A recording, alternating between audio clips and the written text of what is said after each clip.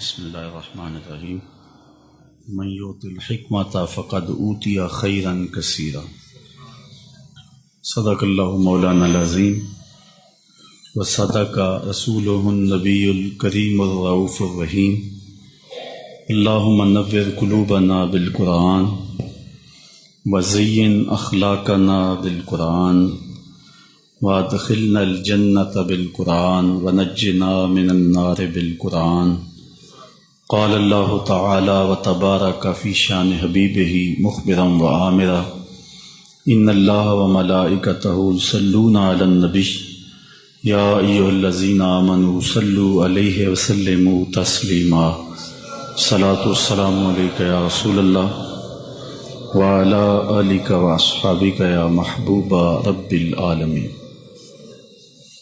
تمام حمد و ثنا، تعریف و توصیف اللہ جل مجدہ الکریم کی ذات بابرکات کے لیے، جو خالق کائنات بھی ہے اور مالک شش جہات بھی۔ اللہ جل وعلا کی حمد و ثنا کے بعد حضور نبی اکرم شفیع امم رسول محتشم نبی مکرم اللہ کے پیارے امت کے سہارے رب کے محبوب دانائے غیوب مالک رقاب امم فخر عرب و عجم والی کون و مکان سیاہ لا مکان سید انس و جاں سرور لالا رخاں غیر تاباں سر نشین مہوشاں ماہ خوباں شہنشاہ حسینہ تتمہ دوراں سا خیل زہرہ جمالا جلوہ صبح ازل نور ذات لم یزل باعث تکوین عالم فخر آدم و بنی آدم نیر بطحا رازدار ما اوہا شاہد ما تغا صاحب علم نشرہ معصوم آمنہ احمد مجتبیٰ حضرت محمد مصطفیٰ صلی اللہ علیہ وسلم کے حضور ناز میں اپنی عقیدتوں ارادتوں اور محبتوں کا خراج پیش کرنے کے بعد عالی مرتبت ذی وقار محتشم سامعین، السلام علیکم ورحمۃ اللہ وبرکاتہ۔ مولا کائنات سیدنا علی المرتضیٰ رضی اللہ تعالی عنہ حضور کے سکے چچا جناب ابو طالب کے فرزند ارجمند ہیں۔ عمر میں حضور سے 30 سال چھوٹے ہیں۔ اللہ تعالیٰ نے حضور علیہ السلام کو جب اعلان نبوت کا ارشاد کیا تو جن خوش نصیب لوگوں نے سب سے پہلے اسلام قبول کیا ان میں نمایاں نام حضرت مولا کائنات سیدنا علی المرتضیٰ کا ہے۔ اس وقت ان کی عمر صرف 10 سال تھی۔ بچوں میں سب سے پہلے اسلام قبول کرنے کا شرف انہیں نصیب ہوا۔ آقا کریم علیہ السلام کے چچا زاد بھائی تھے، لیکن ایک موقع پہ حضور نے ان کو ارشاد کیا، انت اخی فی الدنیا والآخرہ، اے علی تو میرا دنیا میں بھی بھائی ہے اور آخرت میں بھی بھائی ہے۔ حضرت مولا کائنات کو حضور علیہ السلام نے مختلف جنگوں میں شرکت کا اعزاز بخشا۔ غزوہ تبوک کے موقع پہ آقا کریم نے ان کو مدینۃ المنورہ میں پیچھے بطور امیر چھوڑا، تو انہوں نے عرض کی، حضور آپ اپنے بھائی کو بچوں اور عورتوں میں چھوڑ کے جا رہے ہیں؟ تو حضور نے ارشاد فرمایا کہ تیری مثال ایسے ہے جس طرح حضرت موسیٰ علیہ السلام کے ساتھ حضرت ہارون علیہ السلام کی مثال۔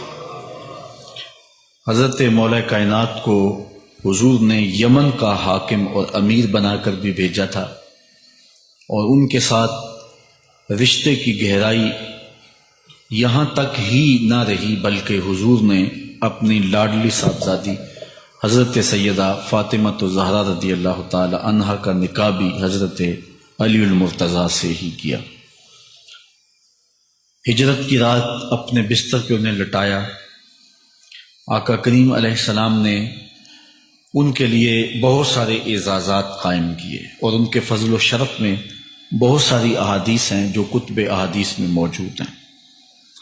حضرت زر بن حبیش رضی اللہ تعالی عنہ روایت کرتے ہیں کہ میں نے مولا کائنات سیدنا علی المرتضیٰ سے سنا، وہ فرماتے ہیں کہ رسول کریم نے میرے بارے میں ارشاد کیا کہ اللہ یحبنی الا مومن ولا یبغضنی الا منافق، کہ علی تیرے ساتھ مومن کے علاوہ کوئی محبت نہیں کرتا اور منافق کے علاوہ تیرے ساتھ کوئی بغض نہیں رکھتا۔ حضرت علی المرتضیٰ فرماتے ہیں کہ اگر میں کسی مومن کی ناک پر تلوار بھی ماروں تو وہ میرے ساتھ بغض نہیں رکھ سکتا، اس لیے کہ میرے رسول نے فرمایا، اور اگر میں کسی منافق کے سامنے دنیا کے سارے خزانے ڈھیر کر دوں وہ میرے سے پھر بھی محبت نہیں کر سکتا۔ حضرت مولا کائنات رضی اللہ تعالی عنہ اللہ اور اس کے رسول کے محبوب تھے۔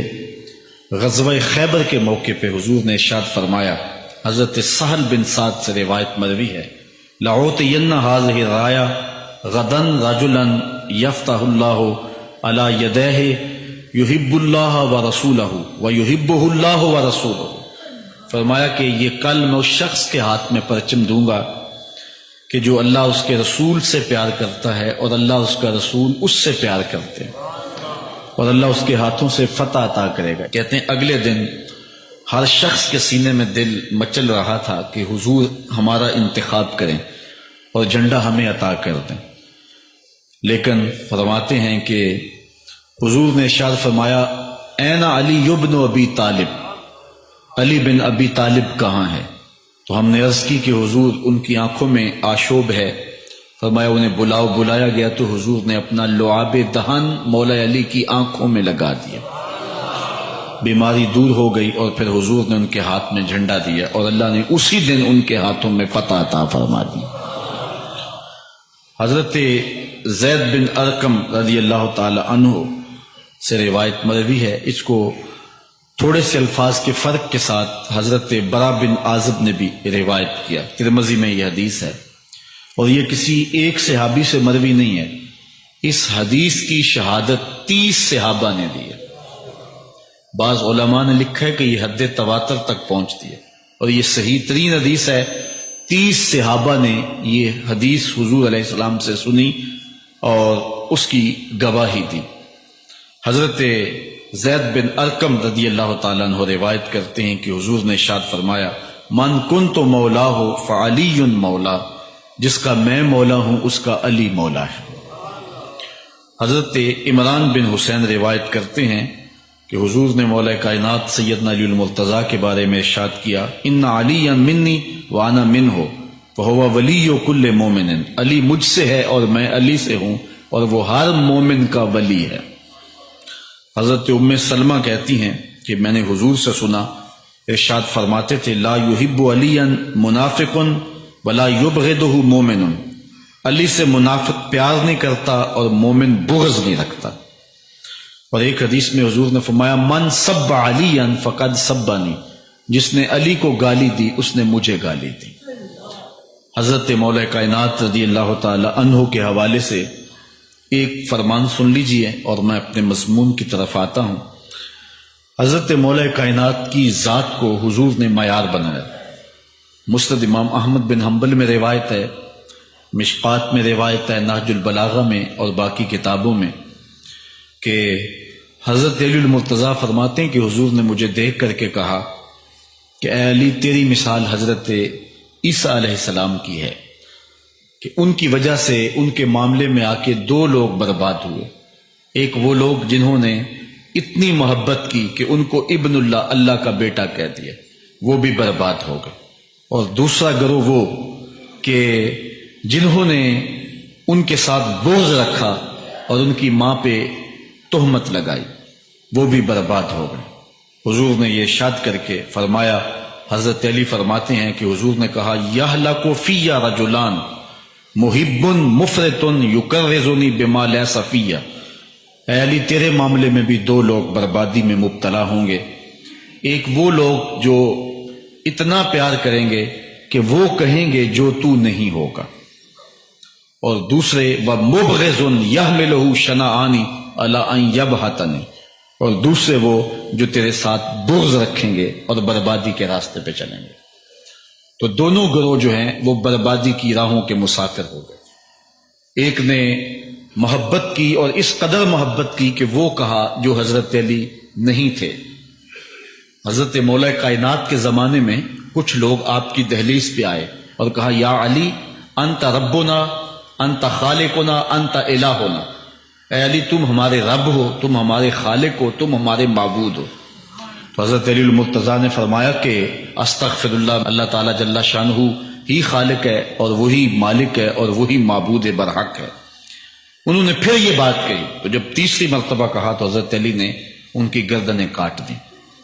تو یہ آج بھی لوگ موجود ہیں ہمارے ملک میں، ہمارے ضلع میں لوگ ہیں جو علی اللہ کا نعرہ لگاتے ہیں، اور یہ بدترین لوگ ہیں اور معاشرے کی تل چھٹ ہیں، اور یہ محبت میں گمراہ ہو گئے اور انہوں نے حضرت علی المرتضیٰ کو خدا اور الہ کہہ دیا۔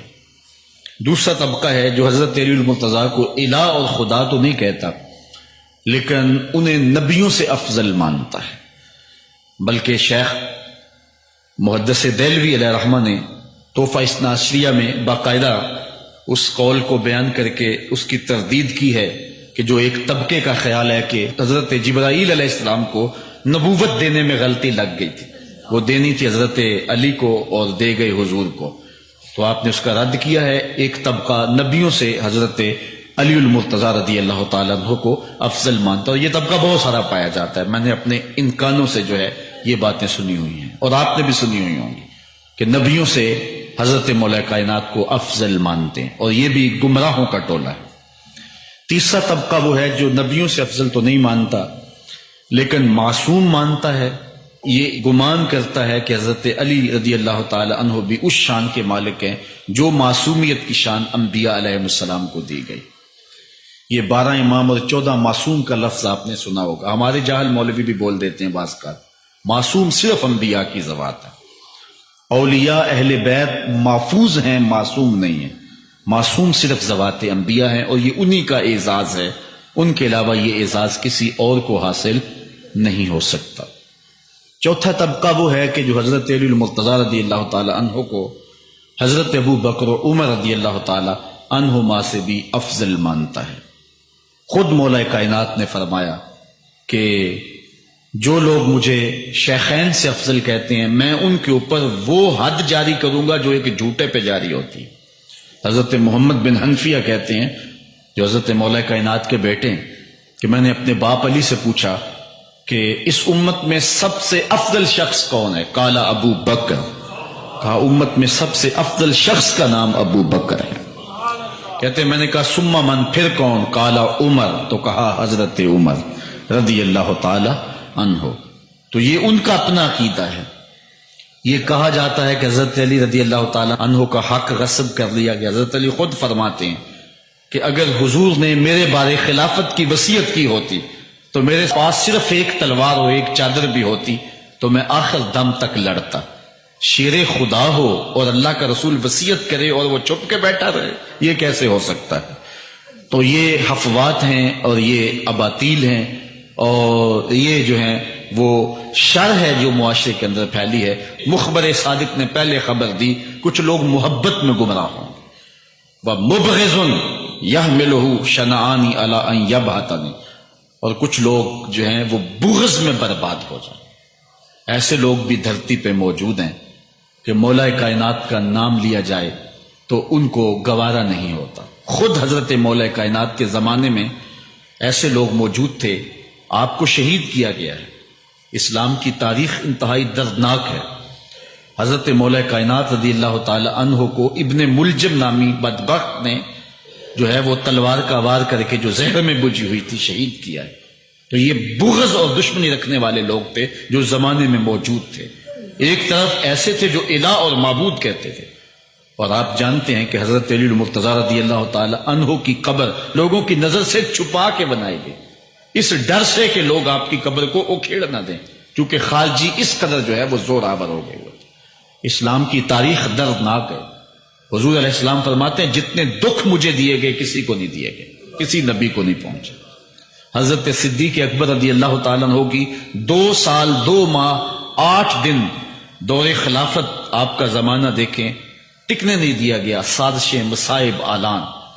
حضرت سیدنا عمر رضی اللہ تعالیٰ عنہ کو شہید کیا گیا، حضرت عثمان غنی رضی اللہ تعالیٰ عنہ پہ 40 دن پانی بند رکھا گیا اور پھر انہیں شہید کیا گیا، حضرت مولا کائنات شہید کیے گئے، حضرت امام حسن کو زہر دیا گیا، حضرت امام حسین کو بچوں کے سامنے ذبح کر دیا گیا، حضرت امام اعظم ابو حنیفہ کی وفات جیل میں ہوئی ہے، امام احمد بن حنبل کے بدن پہ اتنے کوڑوں کے نشان تھے کہ جب قمیض اٹھاتے تھے تو ہر جگہ کوڑوں کے نشان ہی نظر آتے تھے، امام مالک کو مدینے کی گلیوں میں گدھے کے اوپر بٹھا کے کالا منہ کر کے وقت کے حاکم نے پھرایا، حضرت مجدد الفسانی علیہ رحمہ کو گوالیار کے قلعے میں جو ہے وہ قید کیا گیا، علامہ فضل حق خیر آبادی کو جزیرہ انڈمان کالے پانیوں کی سزا دی گئی۔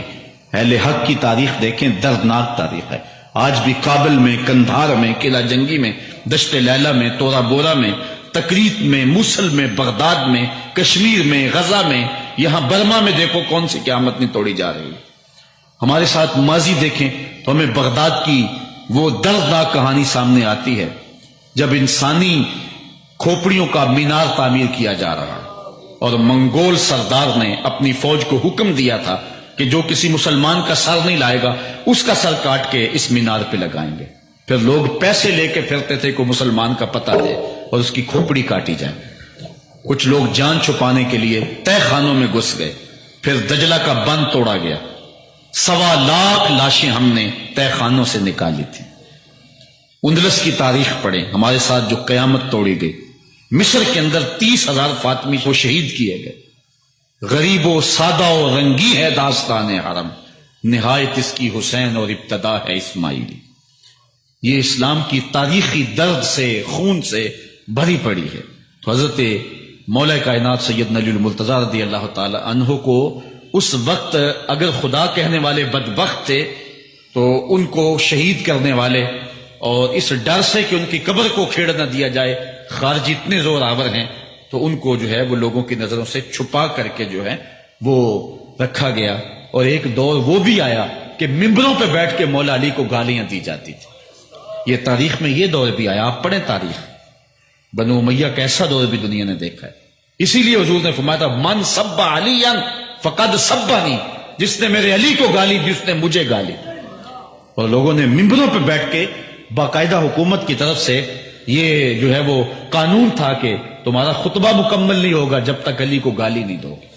یہ لمحے بھی آئے جب اس دور میں دشمن علی موجود تھے، مبغضین موجود تھے اور افراط محبت میں رکھنے والے موجود تھے۔ تو یہ دور تو اسلام کا حضور کے دور سے 1400 سال پیچھے ہے، تو یہاں بغض رکھنے والے بھی موجود ہیں۔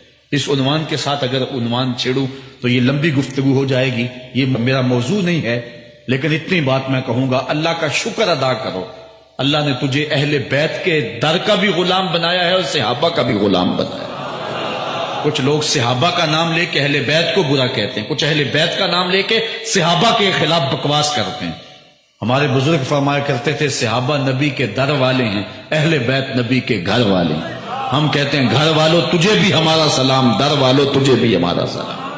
ہم در والوں کو بھی سلام کرتے ہیں، گھر والوں کو بھی سلام کرتے ہیں۔ کسی نے حضور خطیب الاسلام سے پوچھا تھا کہ حضرت عائشہ افضل ہیں یا حضرت فاطمہ افضل ہیں؟ پوچھنے والے نے تو صاحبزادہ کو پھنسانا چاہا تھا، لیکن جن کے عقیدے صاف ہوں وہ پھنستے نہیں ہیں، ان کے عقیدے واضح ہوتے ہیں۔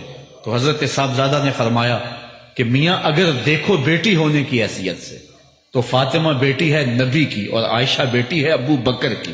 ابو بکر کی بیٹی نبی کی بیٹی سے افضل تو نہیں ہو سکتی، اور اگر دیکھو بیوی ہونے کی حیثیت سے فاطمہ بیوی ہے علی کی اور عائشہ بیوی ہے نبی کی، علی کی بیوی نبی کی بیوی سے افضل تو نہیں ہو سکتی۔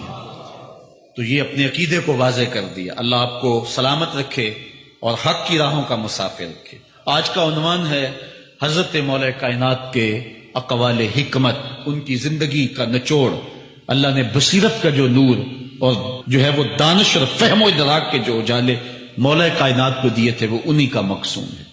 ایک ایک بات سے نور نکلتا ہے، اور اللہ قرآن میں فرماتا ہے جس کو حکمت عطا کر دی گئی اس کو خیر کثیر عطا کر دیا گیا۔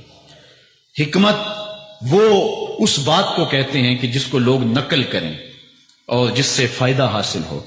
حضرت مولا کائنات کی باتوں کو لوگوں نے لکھا، یاد کیا اور آگے منتقل کیا۔ آج سارا دن اور گزشتہ شب حضرت مولا کائنات کے بہت سارے فرامین کو پڑھا ہے، سینکڑوں کے اعتبار سے مختلف کتب سے کھنگالا ہے، اور جس طرح وہ ایک مکھی شہد نچوڑتی ہے کہ ایک ایک پھول پہ بیٹھ کر کے رس تیار کرتی ہے، ایک شہد آپ کے لیے تیار کیا ہے، اور آج کی مجلس میں آپ کی نظر کرنا چاہ رہا ہوں۔ اور دیکھیے کہ مولا کائنات حکمت کے کیسے دروازے ہیں۔ اسی لیے حضور نے فرمایا انا دار الحکمت و علی بابھا، انا مدینۃ العلم و علی بابھا، میں حکمت کا گھر ہوں، علی دروازہ ہے، میں حکمت کا شہر ہوں، علی اس کا دروازہ ہے۔ تو شریف لوگ شہر میں دروازے کے راستے ہی جایا کرتے ہیں، دیواریں پھلانگ کر کے جانا شریف لوگوں کا شیوا نہیں ہوتا ہے۔ علم کی خیرات لینی ہے تو مولا علی کی دہلیز پہ آنا ہوگا۔ حضرت مولا کائنات فرماتے ہیں میں نے اپنے ارادوں کی شکست سے اپنے رب کو پہچانا ہے۔ جو میں منصوبہ بندی کرتا ہوں نتیجہ یہ نکلے گا، میرا خیال ہوتا ہے یہ ہوگا، لیکن ایسا نہیں ہوتا، ہوتا وہ ہے جو رب کو منظور ہوتا ہے۔ اس لیے میں اپنے ارادوں کی شکست سے اپنے رب کو پہچانا۔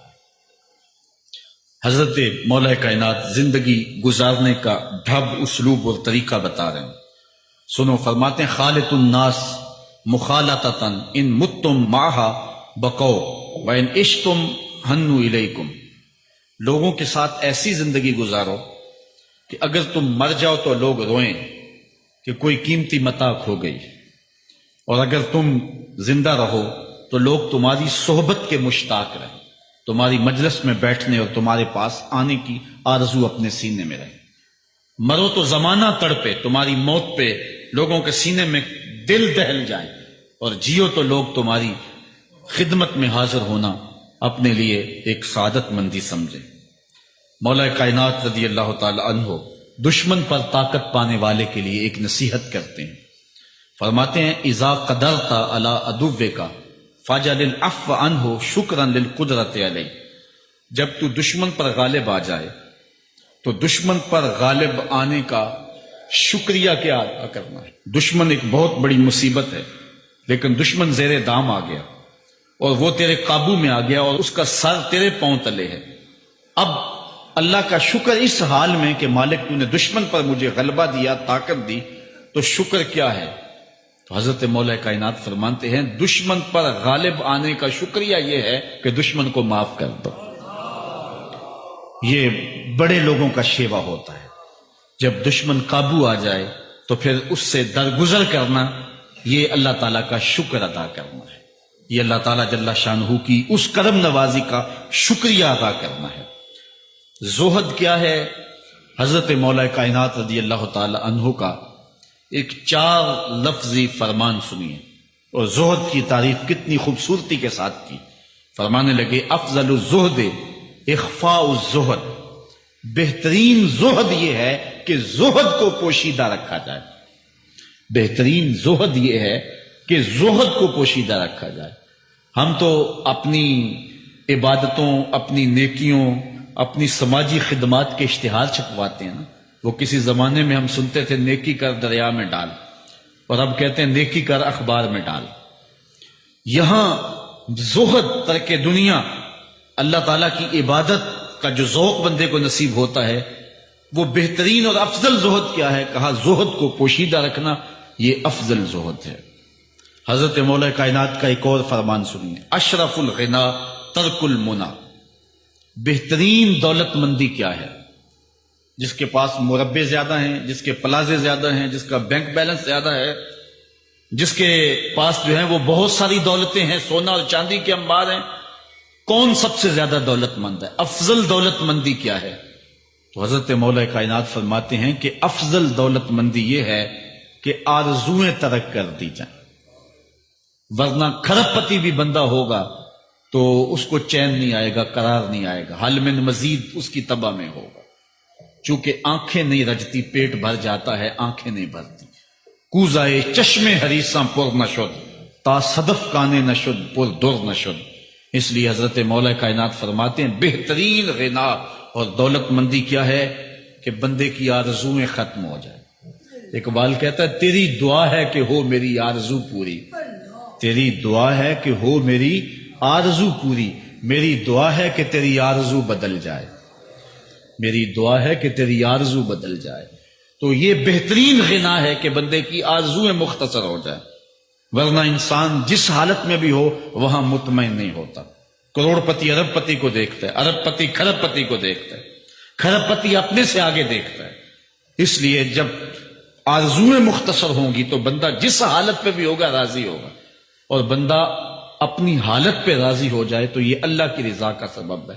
حضرت مولا کائنات کا ہی ایک قول ہے، جو اللہ کے عطا کردہ تھوڑے رزق پہ راضی ہو گیا، اللہ تعالیٰ قیامت کے دن اس کے تھوڑے عملوں پہ راضی ہو جائے. یہ اللہ کی کرم نوازیوں کے رنگ ہے. حضرت مولا کائنات کی ایک اور حکمت آمیز بات سنیں. فرما رہے ہیں سیئات تسوء کا خیر عند اللہ من حسنۃ توجب کا.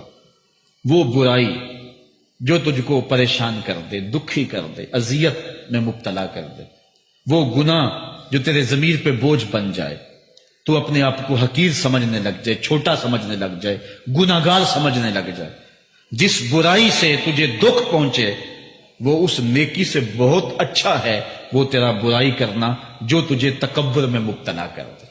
جس نیکی سے تو متکبر ہو جائے، انسان کو انسان نہ سمجھے، مخلوق کو کیڑے مکوڑے سمجھے، اپنے سجدوں پہ ناز کرے، ان سجدوں سے وہ برائی بہتر ہے جو تیرے اندر عجز پیدا کر دے، تیرے اندر نرمی پیدا کر دے، تیرے اندر جو ہے وہ ایک رکت پیدا کر دے.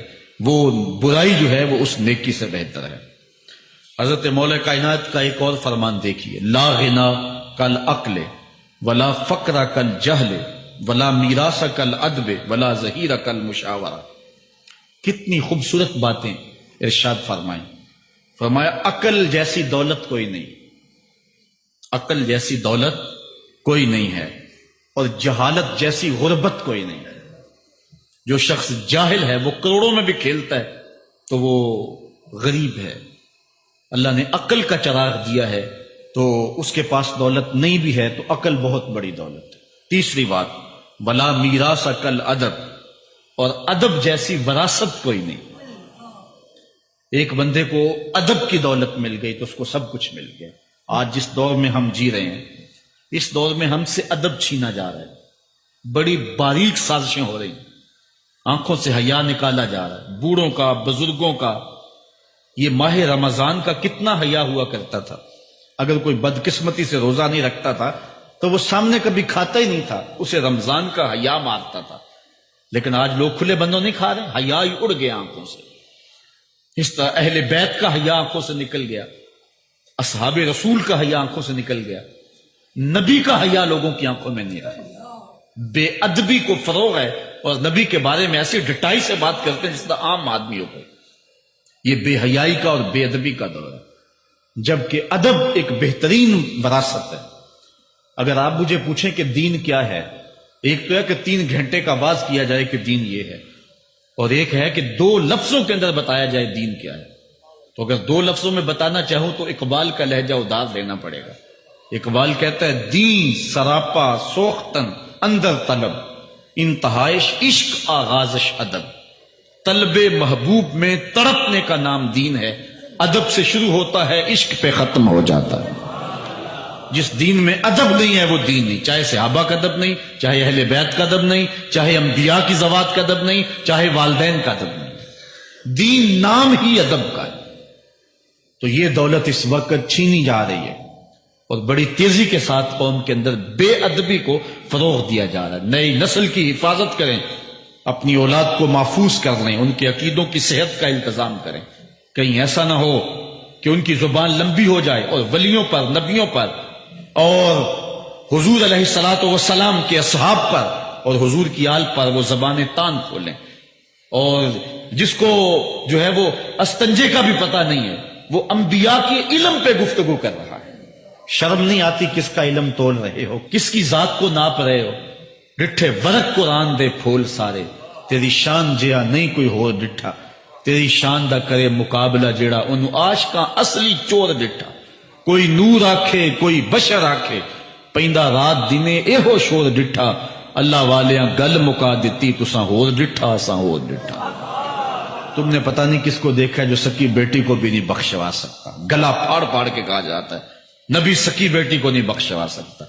اور میاں تم بخشوانے کی بات کرتے ہو، نبی تو کہہ رہا ہے فاطمہ تو جنتی عورتوں کی سردار، وہ تو جنتیں بانٹ رہے ہیں، وہ تو جنتیں وراثت میں دے رہے ہیں۔ تو ادب پہلا کرینہ ہے محبت کے کرینوں میں، اس لیے کہا کہ ادب جیسی میراث کوئی نہیں، ولا ظہیرہ کل مشاورہ، اور مشورے جیسا مددگار کوئی نہیں۔ آپ کے پاس بڑے اسلحے ہیں، بڑی تلواریں ہیں، بڑے تعلقات ہیں لوگوں کے ساتھ، لیکن اچھا مشورہ یہ سب سے اچھا مددگار ہے آپ کا۔ حضرت مولا کائنات کا ایک اور قول سنیے، نفس المرء خطاہ الی اجلہ، آپ فرماتے ہیں کہ آدمی کی یہ جو سانسیں نکل رہی ہیں یہ موت کی طرف اٹھتے ہوئے قدم ہے۔ دوسری سانس تب آتی ہے جب پہلی ختم ہو جاتی، تو پہلی سانس کی موت، دوسری سانس کی زندگی ہے۔ وہ کیا کسی نے کہا زندگی نام ہے مر مر کے جیے جانے کی، یہ ایک بار ہم ایک سانس کو کاٹتے ہیں تو دوسری سانس آتی ہے، جب تک پہلی سانس موجود ہے دوسری نہیں آئے گی۔ تو حضرت مولا کائنات فرماتے ہیں یہ موت کی طرف اٹھتے ہوئے قدم ہے۔ آپ رکے ہوں اشارے پہ تو ہمارے یہ پنڈی بائی پاس پہ جو اشارے لگے ہیں یہ 125 سے بھی چلتے ہیں، 125 سے پیچھے آ رہے ہیں، 20 سے 25 سے 50 سے 100 سے 125 سے پیچھے آ رہے ہیں۔ حضرت مولا کائنات فرماتے ہیں جو چیز شمار کی جاتی ہو وہ بالآخر ختم ہو جاتی ہے، تو گنتی جب الٹی چلتی ہے تو بہت جلد کام زیرو پہ آ جاتا ہے، اور زیرو پہ پہنچنا ہی موت ہے۔ تو زندگی کی یہ سانسیں یہ الٹی چل رہی ہیں، اور میں اور آپ لمحہ لمحہ موت کے قریب ہو رہے ہیں۔ ہم جو ہے وہ اپنی زندگی کی سالگرہ منا رہے ہیں، ہم کہتے ہیں کہ ہم اتنے بڑے ہو گئے، میاں بڑے نہیں ہوئے، چھوٹے ہو گئے، موت بالکل قریب آ گئی ہے۔ اللہ اکبر۔ حضرت مولا کائنات معیشت کے اصول بھی بیان کر رہے ہیں، ما اعلی من اقتصد، جو میانہ روی سے چلتا ہے کبھی بھی کنگال نہیں ہوتا۔ اب ہر شخص کی آرزو ہے کہ میری دولت بڑھ جائے، میرے پاس پیسے کافی ہوں، میں آسودہ زندگی گزاروں۔ اس کا طریقہ کیا ہے؟ جھوٹی قسمیں، چالاکی، 2 نمبر مال بیچنا، ٹیکس چوری کرنا، بجلی چوری کرنا، گیس چوری کرنا، کیا طریقہ ہے پیسے بچانے کا؟ مولا کائنات سے پوچھیں، مولا علی سے پوچھیں۔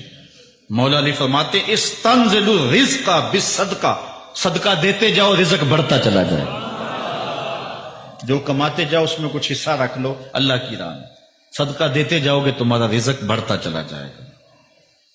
اچھا، حضرت مولا کائنات کا ایک اور قول دیکھیے اور اس کا حسن دیکھیے، من ظن بک خیرا فصدق ظنہ، جو تیرے بارے میں اچھا گمان کرے تو اس کے گمان کو سچائی کر دے۔ تو وہ نہیں ہے جو کوئی تیرے بارے میں گمان کر رہا ہے، لوگ تجھے اچھا سمجھتے ہیں، تو اچھا نہیں ہے، تو اچھا بن جا تاکہ لوگوں کا گمان ٹھیک ہو جائے۔ اعلی حضرت عظیم البرکت امام احمد رضا خان فاضل بریلوی علیہ رحمہ، آپ کے بارے میں لوگوں کا گمان تھا کہ حافظ قرآن ہے، آپ حافظ نہیں تھے، تو آپ کے بارے میں یہ گمان پیدا ہو گیا کہ یہ حافظ ہے۔ تو رمضان کا موسم آیا تو کسی نے کہا حضرت اس مرتبہ آپ ہی سنا دیں، تو اعلی حضرت نے سوچا یہ میرے بارے میں اچھا گمان کرتے ہیں، چلو حافظ بنے جاتے ہیں۔ اعلی حضرت نے قرآن 1 مہینے میں حفظ کیا، دن کو پڑھتے تھے، شام کو سنا دیتے تھے کہ جو لوگوں کا گمان ہے میں اس کے مطابق ہی ہو جاؤں۔ اچھا، گمان کی کہانی سنیے، صحیح حدیث میں آتا ہے اور حدیث قدسی ہے، رب کہتا ہے میرا بندہ میرے بارے جو گمان کرتا ہے میں ایسے ہی ملوں گا۔ اس لیے اپنے رب کے بارے میں اچھا گمان کرنا چاہیے کہ ہمارا رب ہمیں معاف کر دے گا اور ہمارے گناہوں سے درگزر فرمائے گا۔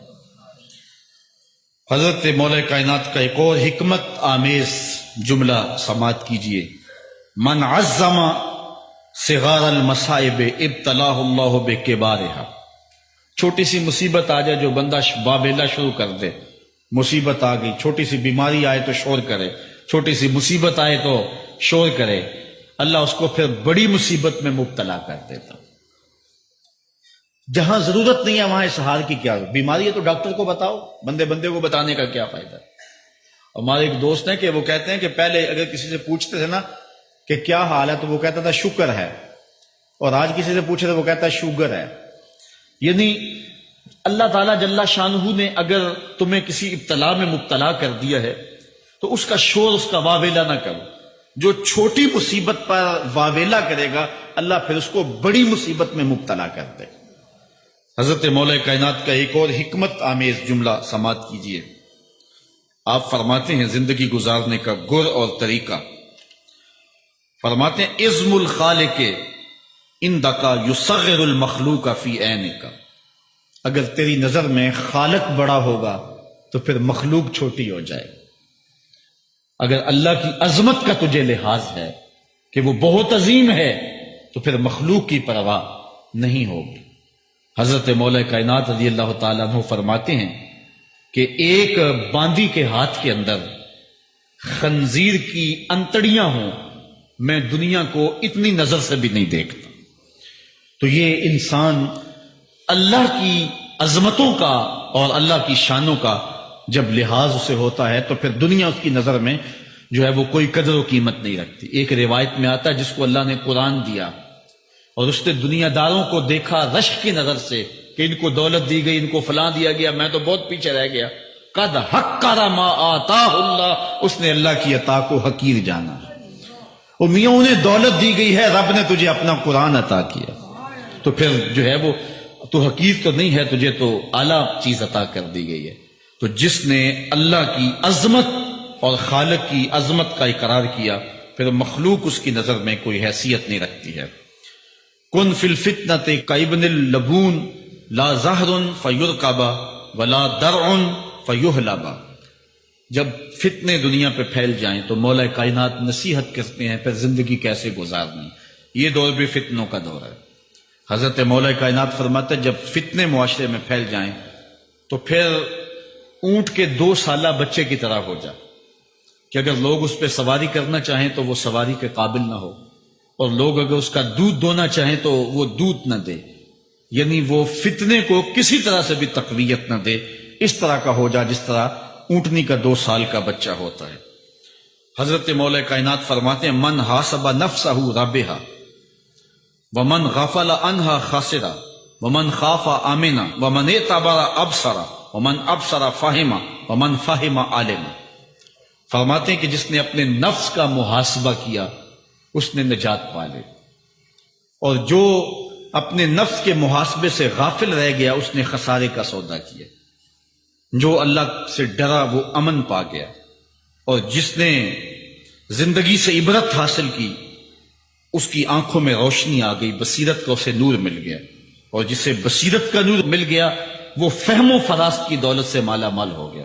ومن فہم عالمہ، اور جس کو فہم مل گیا وہی شخص عالم بن گیا. مختلف سیغے یاد کرنے سے عالم نہیں بنتا، فہم و فراست کا نور اگر مل جائے تو یہ ہے علم کا جمال. آخرت کی فکر رکھنے والا عالم. بلکہ مولا کائنات فرماتے ہیں العلم علمان مطبوع و مسموع. علم 2 علم ہے، ایک وہ ہے جو من میں راسخ ہو اور ایک وہ ہے جو کانوں تک رہتا ہو. فرماتے ہیں ولا ينفع المسموع اذا لم يكن المتبوع. جو سنا ہوا علم نفع نہیں دیتا جب تک وہ من میں اتر نہ جائے اور باطن کے اندر روشنی نہ کر دے. حضرت مولا کائنات کی ایک اور نصیحت ذرا غور سے سنیے. فرمایا تمہارے سامنے نیکوکار اور بدکار برابر نہ ہو، کہ نیک بھی جو ہے وہ اسی انداز میں ہو اور برا بھی، اس کا سلوک بھی تمہارا ایک جیسا ہی ہو. ایسا کرنے سے نیکوں کی ہمت پست ہو جائے گی اور خطاکار اور بھی شوخ ہو جائیں گے. ہر آدمی کو وہ مقام دینا چاہیے جس کا وہ اپنے عمل کے اعتبار سے مستحق ہے.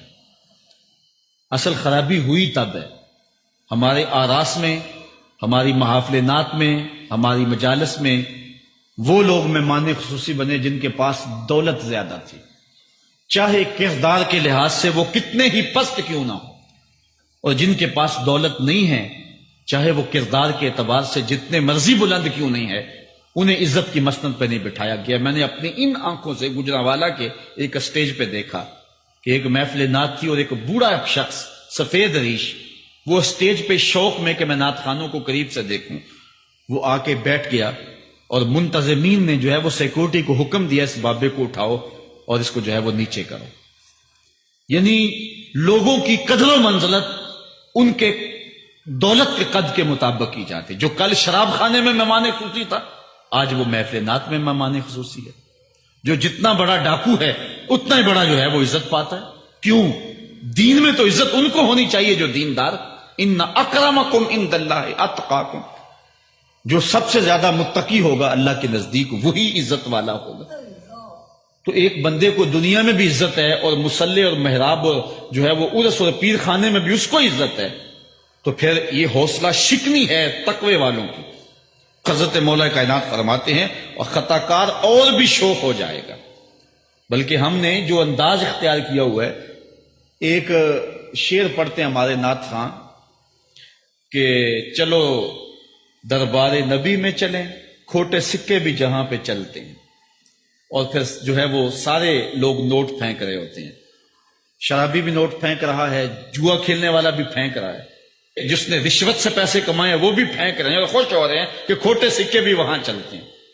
جبکہ ان اللہ طیب ولا یقبل الا الطیب، حدیث میں آتا ہے اللہ فرماتا ہے کہ اللہ طیب ہے اور پاکیزہ کے علاوہ قبول ہی نہیں کرتا. من غش فلیس منا، جو ملاوٹ کرے وہ ہم سے نہیں ہے. اور یہاں کھوٹے سکے بھی چلائے جا رہے ہیں، اور پھر جتنے بھی کھوٹے سکے ہیں وہ نوٹ پھینک رہے اور ایسے ایسے پھینک رہے اور خوش ہو رہے ہیں کہ یہ تو کچھ بھی نہیں ہے. حرام سے کمائے، حلال طریقے سے کمائے، جس طریقے سے کمائے کوئی فرق نہیں پڑتا. نہیں، حضرت مولا کائنات نے زندگی کے گر سکھائے. فرماتے ہیں کہ نیکوکار اور بدکار تمہاری نظروں میں برابر نہ ہو. ایسا کرنے سے نیکوں کی ہمت پست ہو جائے گی اور خطا کار اور بھی شوق اور گناہ میں دلیر ہو جائیں گے. ہر آدمی کو وہ مقام دو جو عمل کے اعتبار سے اس کا مقام بنتا ہے. لیکن اس دور کے اندر تو جو حال ہو گیا ہے، بلکہ حضرت مولا کائنات اس بات کو پہلے بھام کے ارشاد فرمایا، لوگوں کا عجیب حال ہے، بدکاری کو اعلیٰ نسب کا نشان سمجھتے ہیں اور پاک دامنی کو تعجب خیال کرتے ہیں. گویا اسلام کے لباس کو الٹا پہن لیا ہے لوگوں نے. جو رخ سیدھا ہونا چاہیے تھا اس کو الٹا کر دیا، جو الٹا ہونا چاہیے اس کو سیدھا کر دیا. حضرت مولا کائنات کا ایک اور قول بھی سنیے. تھوڑا سا شک بھی دین بگاڑ دیتا ہے. دین کے اندر شک نہیں کرنا چاہیے. دین جو ہے وہ یقین کا نام ہے. علامہ اقبال نے ایک بڑی خوبصورت اس وقت بات کہی تھی جب شکوک جنم لے رہے تھے کہ سن ہے تہذیب حاضر کے غلام، غلامی سے بدتر ہے بے یقینی. غلامی سے بدتر ہے بے یقینی. آج بے یقینی پھیلا دی گئی ہے معاشرے کے اندر، اور قوم جو ہے وہ بالکل جو ہے وہ یقین کی اس دولت پہ جو ہے وہ کانے نہیں ہے. اور فرمایا مولا کائنات نے تھوڑا سا شک بھی دین بگاڑ دیتا ہے. اور پھر دوسرا قول بھی سنیے، تھوڑی سی دنیا بھی آخرت برباد کر دیتے. یہاں دنیا سے مراد کیا ہے؟ دولت، کاروبار نہیں. چیز دنیا از خدا غافل بدن. مرشد اقبال رومی کہتے ہیں دنیا کیا ہے؟ خدا سے غافل ہونا. خدا سے غافل جو شے کر دے، وہ دولت ہو، وہ کاروبار ہو، وہ بیوی ہو، وہ بچے ہوں، وہ دنیا ہے. اور دنیا تھوڑی بھی ہو آخرت کی بربادی کا سبب ہے. حضرت مولا کائنات فرماتے ہیں پرہیزگاری کے سوا حلم درست نہیں ہوتا اور طمع کی موجودگی میں دین سلامت نہیں رہ سکتا. اگر میرے اندر لالچ ہے تو میں یہاں ممبر پہ بیٹھ کے حق نہیں بول سکتا. اگر میرے اندر لالچ ہے تو میں اسمبلی میں بیٹھ کے حق نہیں بول سکتا. جب طمع ہو تو پھر دین سلامت نہیں رہتا، اور جب طمع نہ ہو تو بندہ سولی پہ چڑھ کے بھی حق ہی بولتا ہے. دوواں گلاں وچوں 10 درویشا، میرے حضور کی بل عالم فرماتے ہیں دوواں گلاں وچوں 10 درویشا، تینوں کیڑی گل کو بولی، عالم اوپر ممبر بولے عاشق اوپر سولی. جب تک تھوڑی طمع بھی انسان کے اندر ہے تو بندہ پھر اس کا دین سلامت نہیں رہ سکتا. دین کی سلامتی طمع کو ختم کرنا ہے. لالچ بنیاد ہے دین کی خرابی کی. یہ وہ حکمت بری باتیں تھی جو مولا کائنات سید نبی المرتضیٰ رضی اللہ تعالی عنہ کی ہمارے تک پہنچی، اور انہوں نے زندگی گزارنے کا ڈھب، اسلوب اور گر سکھایا. آفاق کے ہر ہر گوشے میں قرآن سنا کر دم لینا، اب رکنا نہیں، اب تھمنا نہیں، فردوس میں جا کر دم لینا، آفاق کے ہر ہر گو